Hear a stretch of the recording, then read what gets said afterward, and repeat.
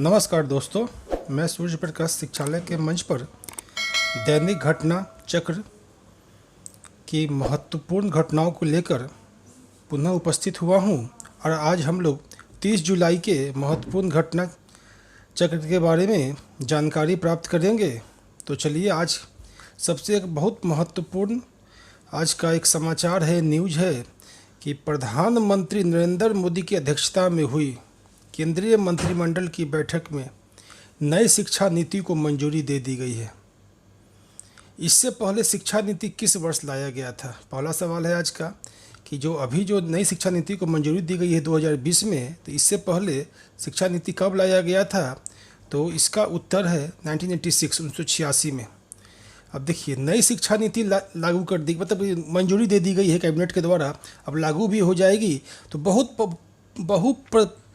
दिनों से इसकी प्रतीक्षा की जा रही थी कि नई शिक्षा नीति लागू होगी और शिक्षा में जो भी कमी थी उस कमी को दूर किया जाएगा और ऐसी शिक्षा नीति आए जिससे कि बच्चों का जो आने वाला समय हो या बहुत व्यवहारिक शिक्षा दी जाए, जिससे कि वो अपने किसी भी क्षेत्र में वो एक्सपर्टीज को हासिल कर पाएँ, कुछ विशेषज्ञता हासिल कर पाएँ।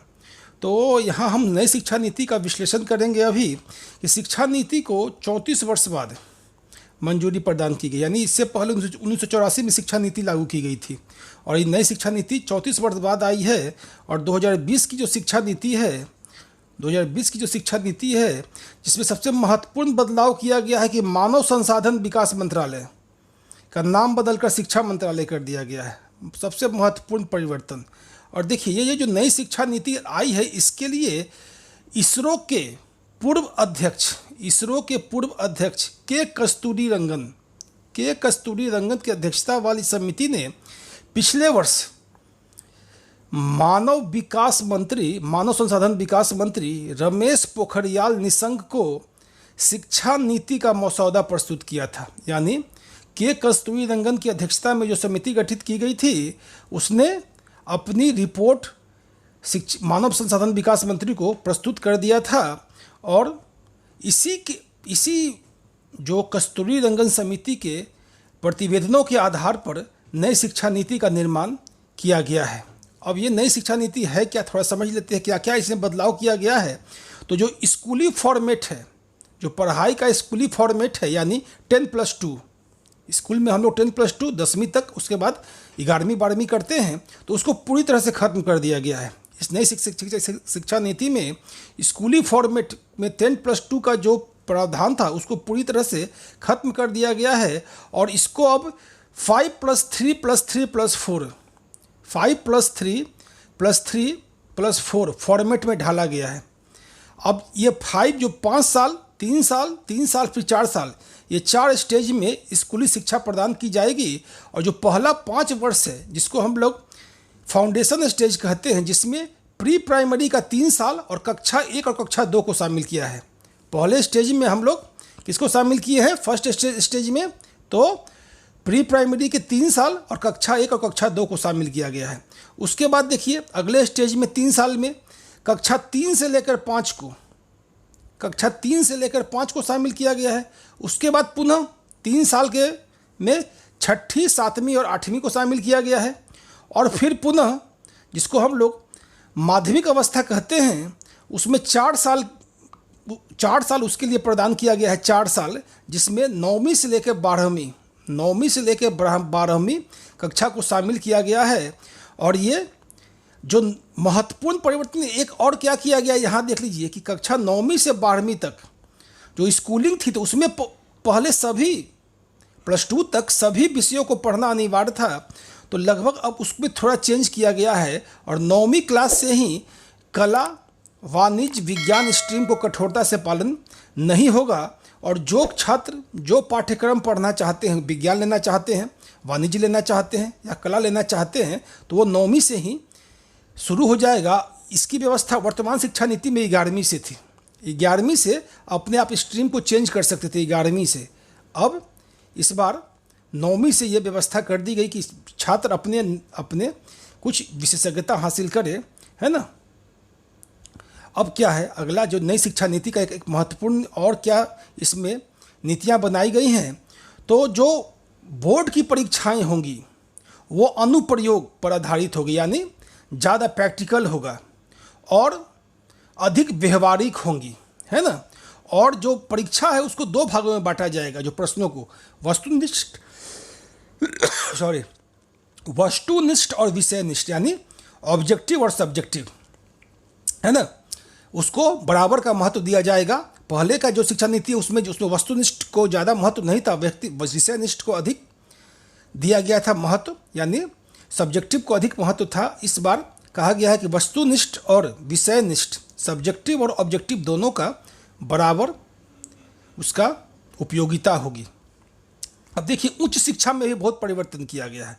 उच्च शिक्षा में एमफिल को बंद कर दिया गया है, एमफिल पाठ्यक्रमों को बंद कर दिया गया है। और उच्च शिक्षा में मल्टीपल एंट्री और एग्जिट व्यवस्था के अंतर्गत, यानी कि आप किसी भी स्टेज पर उसको छोड़ते हैं तो आपको कुछ ना कुछ दिया जाएगा। जैसे आप अगर पहले साल 1 साल तक करते हैं, उच्च शिक्षा लेते हैं, तो आपको सर्टिफिकेट प्रदान किया जाएगा। अगर 2 साल तक करते हैं तो डिप्लोमा प्रदान किया जाएगा, और 3 से 4 साल तक करते हैं तो डिग्री प्रदान किया जाएगा। अब देखिए, अधिकतम डिग्री प्रोग्राम 4 साल का होगा, 4 साल का अधिकतम डिग्री प्रोग्राम होगा, और उसके बाद सीधे पीएचडी में प्रवेश लिया जा सकता है। अब देखिए, यह महत्वपूर्ण है कि जो छात्र शोध में जाना चाहते हैं, यानी रिसर्च वर्क में जाना चाहते हैं, उनके लिए 4 साल का डिग्री प्रोग्राम होगा, 4 साल का डिग्री प्रोग्राम होगा। और जो छात्र नौकरी आदि, सेवा आदि में जाना चाहते हैं, उनके लिए 3 साल का डिग्री प्रोग्राम होगा। यानी कि पूरी तरह से व्यवहारिक बनाने का प्रयास किया गया है कि कितना पढ़ाई किस काम के लिए जो पढ़ाई उपयुक्त होगा उसके लिए इसको लागू किया जाएगा, है ना। और एक अन्य महत्वपूर्ण है कि सकल घरेलू उत्पाद का कुल जीडीपी का 6% शिक्षा में लगाया जाएगा, जो वर्तमान में 4.43% है। तो शिक्षा के लिए बजट में बढ़ाया जाएगा, है ना। और उसके बाद बालिकाओं के लिए लैंगिक शिक्षा कोष की भी बात कही गई है कि बालिकाओं के लिए कि शिक्षा में विकास के लिए अलग से लैंगिक शिक्षा को, जेंडर एजुकेशन कोष का स्थापना किया जाएगा, है ना।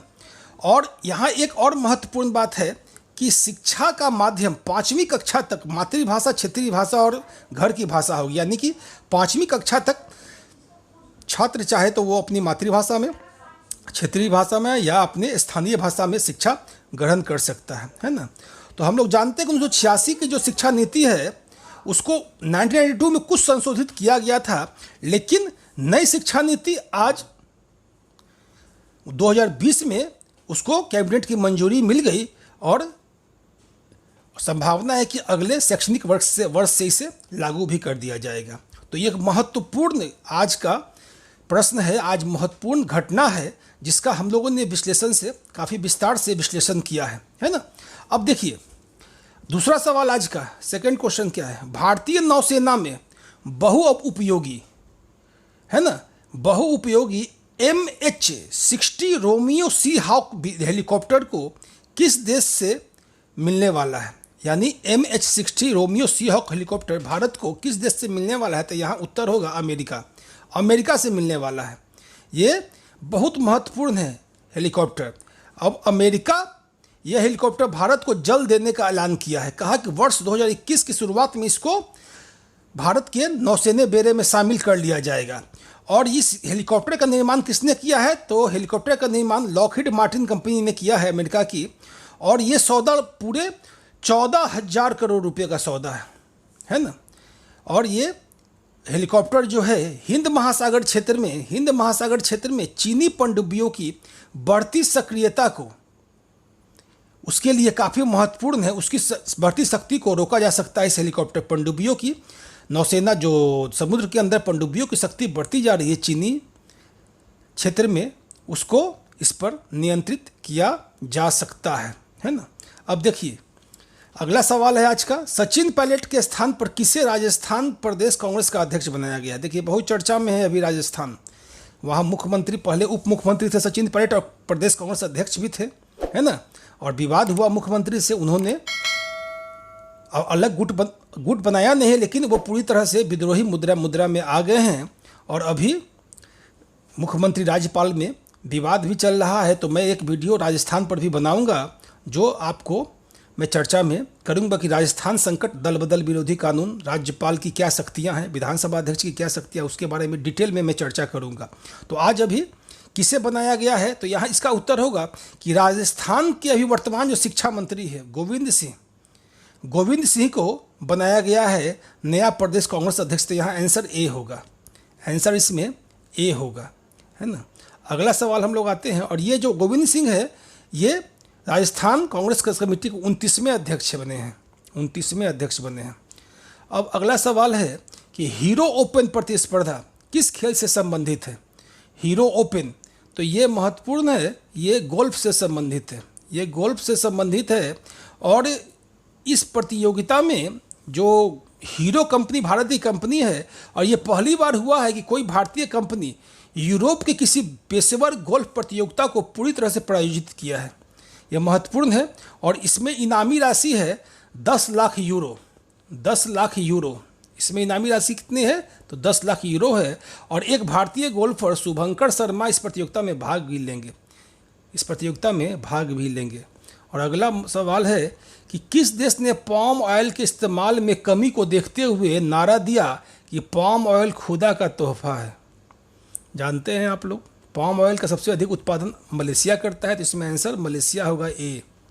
अब देखिए, अगर विगत कुछ दिनों में देखें तो पाम ऑयल के संदर्भ में भारत की भी नीति और अन्य देशों की नीति भी, यूरोपीय देशों की नीति भी बहुत नकारात्मक हुई है, और पाम ऑयल के इस्तेमाल पर वो कमी करने जा रहे हैं। देखिए, भारत ने तो मलेशिया से पाम ऑयल के आयात पर उस समय प्रतिबंध लगाया जब मलेशिया ने कश्मीर इशू पर पाकिस्तान का साथ दिया। तो उसके बाद मलेशिया का रुख थोड़ा नरम हुआ है, लेकिन मलेशिया के पाम ऑयल का निर्यात काफ़ी घट रहा है। इसके लिए मलेशिया काफ़ी चिंतित है। अब मलेशिया चिंतित है तो वो पाम ऑयल को खुदा का तोहफा बता रहा है ना, खुदा का तोहफा बता रहा है। क्योंकि देखिए, इसके पीछे कारण क्या है। देखिए, जो दुनिया भर में पाम ऑयल का इस्तेमाल के खिलाफ लामबंदी को देखते हुए मलेशिया ने यह नारा दिया कि पाम ऑयल खुदा का तोहफा है। और ये पाम ऑयल का कुल उत्पादन का 28% मलेशिया में होता है, और जो ग्लोबल मार्केट यानी कि विश्व व्यापार में मलेशिया की हिस्सेदारी 33% है, बहुत बड़ा उसका हिस्सा है। इसी कारण वो इतना चिंतित है पाम ऑयल के गिरते निर्यात पर, है ना। अगला सवाल, हाल ही में किस देश में इस निंदा के मुकदमे का सामना कर रहे अहमदी समुदाय के ताहिर अहमद नसीम को एक अदालत में गोली मारकर हत्या कर दी गई। मतलब कि अदालत चल रही थी, उन पर कार्रवाई हो रही थी, उसी समय उनकी हत्या कर दी गई गोली मारकर। तो ये है पाकिस्तान। और जानते हैं पाकिस्तान में ये सब काम हो सकता है, पाकिस्तान में तो कोई विधि व्यवस्था है नहीं, तो पाकिस्तान में ये सब होता रहता है। और वो भारत की आलोचना करता रहता है हर समय कि भारत में है मॉब लिंचिंग होती है, लेकिन पाकिस्तान में इस निंदा के आधार पर देखिए बहुत उसको भावनात्मक मुद्दा है, और कई मॉब लिंचिंग घटनाएं पाकिस्तान में हुई हैं। तो पाकिस्तान में अहमदिया समुदाय के एक व्यक्ति, जिनका नाम यहाँ हमने बताया कि अहमदिया समुदाय के एक व्यक्ति जिनका नाम है ताहिर अहमद नसीम को गोली मारकर हत्या कर दी गई। अब ये जो अहमदिया समुदाय के व्यक्ति हैं, इनको गोली मारकर हत्या कर दी गई, इन पर इस निंदा का आरोप है। इस निंदा यानी कि मोहम्मद साहब की निंदा, है ना। तो इस निंदा का आरोप है, और उनको इस आरोप में 2 साल पूर्व गिरफ्तार किया गया है। अहमदिया समुदाय के इस व्यक्ति तारिक अहमद, उनको 2 साल पूर्व गिरफ्तार किया गया था। और यहाँ देखिए उल्लेखनीय है, क्या उल्लेखनीय है कि पाकिस्तान में इस निंदा एक संवेदनशील मुद्दा है, और महज आरोप लग जाने के पर आरोपी की मॉब लिंचिंग हो जाती है, मतलब भीड़ द्वारा उनकी हत्या कर दी जाती है बहुत बेरहमी से। तो ये पाकिस्तान में ये फिर एक घटना घटी जिसमें कि अहमदी समुदाय, जिसको कि पहले मुसलमान में ही माना जाता था, परंतु उसको अलग कर दिया गया। उसको कब अलग कर दिया गया पाकिस्तान में, तो अहमदी समुदाय को पाकिस्तान में धार्मिक अल्पसंख्यक घोषित किया गया। 1974 में गैर मुस्लिम समुदाय घोषित किया गया, 1974 में इसको गैर मुस्लिम समुदाय घोषित किया गया, है ना। महत्वपूर्ण है, और इनको अल्पसंख्यक के रूप में देखा जाता है अहमदी समुदाय को, है ना। अब अगला सवाल देखिए, काफ़ी चर्चा में रहा कि हाल ही में किस देश के प्रधानमंत्री के पुत्र ने हिंदू देवी दुर्गा की आपत्तिजनक तस्वीरें सोशल मीडिया पर साझा करने के लिए माफ़ी मांगी। तो वो थे इजराइल के प्रधानमंत्री बेंजामिन नेतन्याहू। इजराइल के प्रधानमंत्री बेंजामिन नेतन्याहू के बड़े पुत्र येर नेतन्याहू ने हिंदुस्तानियों की भावना को आहत करने वाले ट्वीट को लेकर हिंदुओं से माफ़ी मांगी है ना। महत्वपूर्ण है। अगला सवाल है कि सिंगापुर की संसद में किस भारतीय मूल के व्यक्ति को विपक्ष का नेता नामांकित किया गया है। तो यहाँ आंसर होगा आंसर ए, प्रीतम सिंह यहाँ आंसर होगा, यहाँ आंसर ए होगा प्रीतम सिंह, है ना। इनको विपक्ष का नेता सिंगापुर में नामांकित किया गया क्योंकि हाल ही में सिंगापुर में जो चुनाव हुआ उसमें चुनाव में प्रीतम सिंह की जो पार्टी थी उनको 10 सीटें हासिल हुई और सबसे बड़े विपक्ष की दल के रूप में इनकी उभर कर सामने आया, इसलिए इनको विपक्ष का नेता नियुक्त किया गया था 10 जुलाई को हुए चुनाव में, है ना। अगला सवाल है कि पाकिस्तान के किस विकेट कीपर बल्लेबाज को भ्रष्टाचार रोधी संहिता तोड़ने के आरोप में 3 वर्ष का प्रतिबंध जो लगा था, यानी 36 महीने का प्रतिबंध लगा था, 36 महीने उसको घटाकर 18 महीना कर दिया गया है। वो तो उस क्रिकेटर का नाम है उमर अकमल को उनकी जो सज़ा को घटाकर बैन को 36 महीने से घटाकर 18 महीने कर दिया गया है ना। और अगला सवाल है कि हाल ही में किस देश के साथ भारत ने पारंपरिक चिकित्सा प्रणाली और होम्योपैथी के क्षेत्र में सहयोग के लिए सहमति पत्र पर हस्ताक्षर किया है। तो वो देश है जिम्बाब्वे के साथ पारंपरिक चिकित्सा और होम्योपैथ प्रणाली के क्षेत्र में सहयोग का मंजूरी दोनों देशों में हुआ है ना। महत्वपूर्ण है, ठीक है। तो आज का हमने जो महत्वपूर्ण घटना चक्र है उसको विश्लेषित किया है और ख़ासकर नई शिक्षा नीति का जो आज कैबिनेट से जिसकी मंजूरी मिली उसकी प्रारूप जो लोगों के सामने आया उसके बारे में मैंने कोशिश किया कि आप लोगों को आसान शब्दों में समझाएं। और हमें इस बात की आशा है कि निश्चित रूप से आप लोगों का आज का क्लास कुछ न कुछ सहायता प्रदान करेगा, खासकर समसामयिकी के क्षेत्र में। और आप लोग इसको इस तरह से देखते रहें और इसका जो भी हमने एनालिसिस किया है इसका जो PDF फाइल है वो आपको टेलीग्राम लिंक पर, शिक्षालय के टेलीग्राम लिंक पर मिल जाएगा। तो वहाँ से आप उसको डाउनलोड भी कर सकते हैं और कोई तरह का सुझाव है तो वो सुझाव भी आमंत्रित है। तो आज के लिए बस इतना ही और कल फिर मिलते हैं हम लोग दैनिक घटना चक्र के सीरीज में। तो नमस्कार।